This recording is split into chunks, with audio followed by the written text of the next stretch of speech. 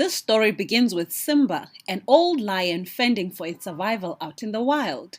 Because of old age, this lion is weak and can barely hunt anymore. A husband and wife strolls nearby and is conversing in disagreement within close proximity to the lion, and with minimal effort the lion attacks and devours the husband, much to the wife's horror. While Marimba weeps the tragic death of yet another husband, evil goddess Waitamaraka appears and laughs at her pain and reminds the immortal Marimba that every 3 moons she will keep losing a husband through tragedy, and she will witness the tragedy every time. Marimba tries to find loopholes to this curse, such as imposing rules to protect her every husband, and yet the curses takes effect at the 3rd moon, and even when she decides she will never marry again, the evil goddess laughs because the desire for a man is set as her weakness. Marimba is the most beautiful in their land, and she is the remaining human immortal. Her son Kahawa is pleased that his stepfather is no more, but due to his position as tribal leader, his friend and advisor Mbushu tells him to kill the lion that killed his stepfather and thereby emerge as a hero, regardless of how much he hated his stepfather. On their way to killing Simba the lion, Kahawa and Mbushu find Simba lying and merely watching them. The strange act brings them both to a halt, and when Kahawa turns to walk away from the lion, he finds his friend Mbushu holding his spear ready to kill him. Mbushu discloses that he had been advised in a vision to stop Kahawa from killing Simba, as he was set as a trap, and that killing him would bring great destruction to the land. Kahawa and Mbushu head back home. Kahawa spots someone spying and following them, and he shares plan that they don't head home right away. Through warrior skills, Kahawa and Mbushu trap and bind their follower, who discloses that he is a Maasai warrior. The Maasai shares that they are a tribe that don't need a reason to kill, and that they only listen to Nangayi, the evil god's instruction, and they have no fear for their own deaths. The Maasai is stripped of his possessions, and the weapons he has are closely inspected. The villagers recognize his most and unafraid, but when they come across their bow and arrow, they see how the Maasai can potentially be a big threat, as they don't have such weapons. Understanding that this Maasai represents a soon approaching army, the Wakambi villagers prepares for war and work on replicating some of the weapons this Maasai has. Further confrontation of this Maasai reveals that the evil outcast god Nangayi has been stricken by the great goddess Ma and is dying the slow death of an immortal, and that he desperately wants Marimba, a good human immortal, to be delivered to him so he may be restored to full strength by cooking and eating her and drinking her blood. Shortly after, Maasai warriors arrived in great abundance and started shooting their bows and arrows at the Wakambi villagers and warriors, and many died being struck by the stones attached to these arrows. The war continued and many more died from both camps, and in the process of the fight, Marimba finds Kahawa and suggests to him that she is willing to surrender herself to the evil Nangayi, as that is the true cause of the fight, thereby placing her needs and interests above those of her villagers. Kahawa, however, strongly opposes such suggestion, as his mother is most important to him.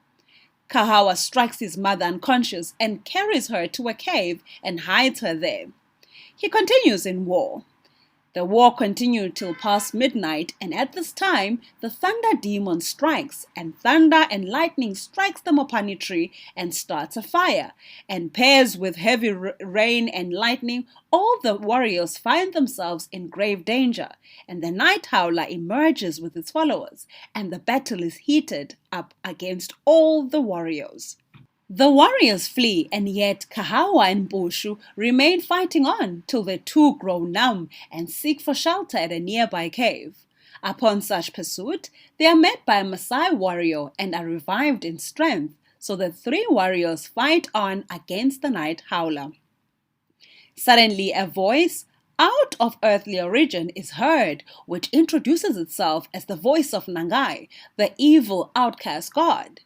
Nangayi asks where Marimba is that they may deliver her to him alive, and Kahawa boldly expresses that he has hidden Maramba, his mother, and that Nangayi must be a pathetic god to not be able to locate Marimba.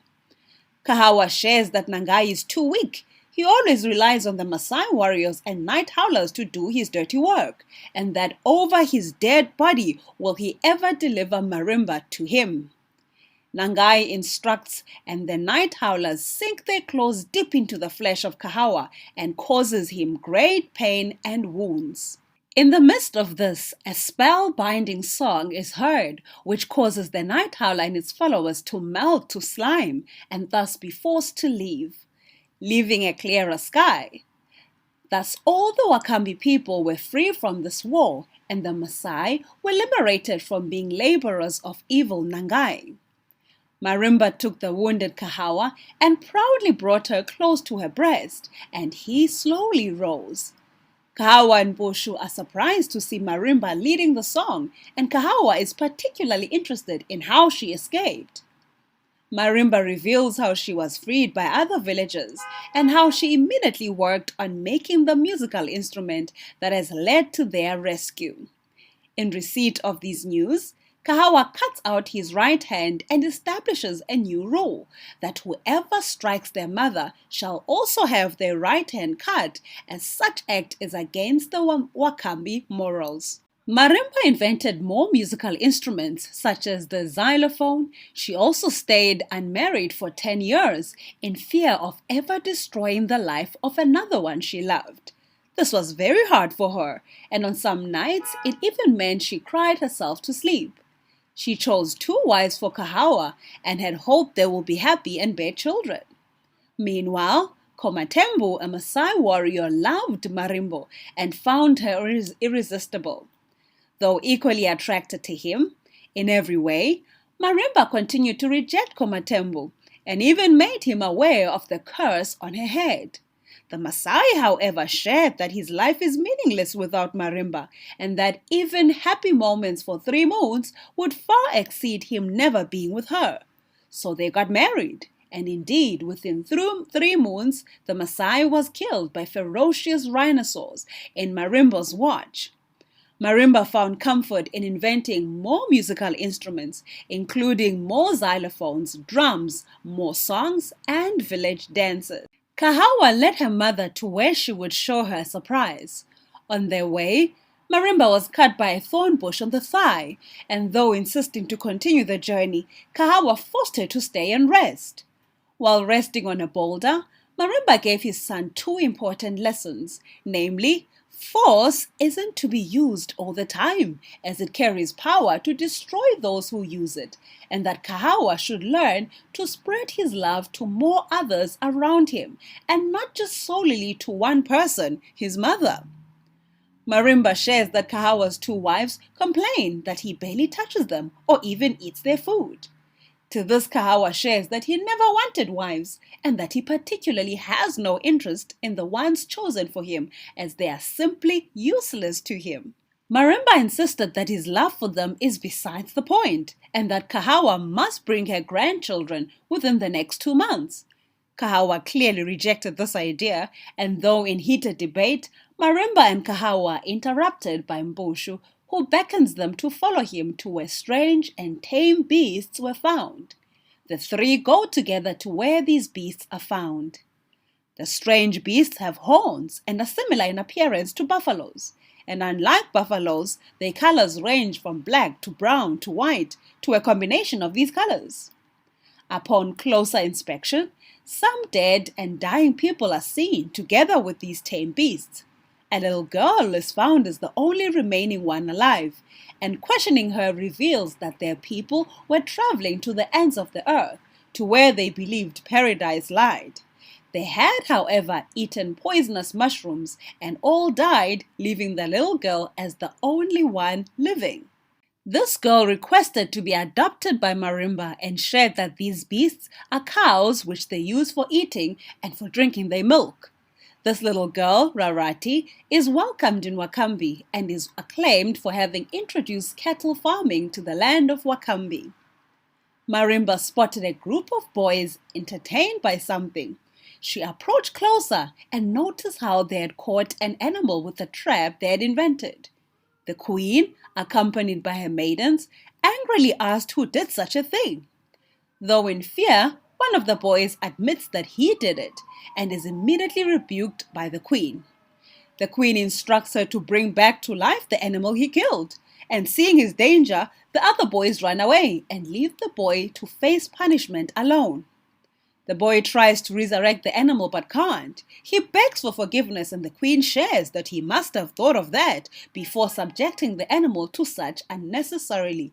The queen decided to make a public example of the boy, and she called a village meeting to decide his fate. With not even the boy's parents showing compassion, it is declared that the boy deserves the worst form of death for wasting the life of one of the creatures of the land for mere entertainment. It was also declared that no one is to ever make new inventions in the land, as those made by the forefathers are all that's needed. An opposing argument was raised that even Marimba keeps inventing new things. The crowd laughed at the apparently ridiculous remark, as it was revered that Marimba is an immortal and that the great gods communicate with her, and she invents what the great gods have told her. The boy was punished to death, and Marimba continued making more musical instruments such as the xylophone, the marimba, and drums. The drums became so popular that the Maasai both stole some and copied them for their military purposes. A certain villager, Lusu, had a wife who bore a hunchback and blind girl. Lusu despised this girl so much that he disowned her and accused her mother of sleeping with an evil demon and chased both his wife and this deformed child. The wife ran and received shelter in Mutengu, his brother's house, and died 2 months later because of a broken heart. The village custom was to observe such deformed children till they were 8 years old and see if the gods had given them any supernatural powers to compensate their deformity. Those found with supernatural powers lived, and those without were killed. Nonikwe was found to have the power to clearly see things before they happened, and observing this, Mutengu strictly guarded Nonikwe, especially from his father Lusu. Nonikwe's prophecies were always accurate, and she soon became highly esteemed in the village. The rivalry between Lusu and Mutengu continued, and Lusu resorted to accusing Mutengu of breaking the village laws. This Lusu kept sharing with Marimba, and Marimba decided she wanted to witness such accusations herself. Marimba disguised herself as an old man traveling from far with the child. Nonikwe picked up this thought and shared with Mutengu that the queen was on her way. Mutengu immediately arranged a large feast and prepared the best meals for the arrival of the queen. The old man and child were gladly welcomed together with other guests who came to Mutengu's place. They all were well treated. This old man was even given some food to eat as he continued his road with his child. Many hours passed and no sign of the queen was in sight. At night, Mutengu went to share with Nonikwe that the gods had deceived her for the first time, as the queen didn't arrive. Nonikwe, however, shared that she could hear the queen's thoughts and that she had long arrived. Arrangement was made to gather together all the guests, and Nonikwe followed the queen's thoughts and was led to the disguised queen. The queen was then exposed, and she admitted that she disguised herself to see if Lusu's claims against Mutengu were true, and is now witness that they are lies. The queen also gifted Nonikwe with some musical instruments.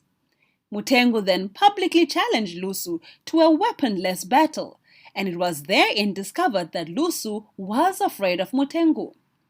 Mutengu threw heavy blows and punches on Lusu, and Lusu cried and ran away, having been chased by the villagers.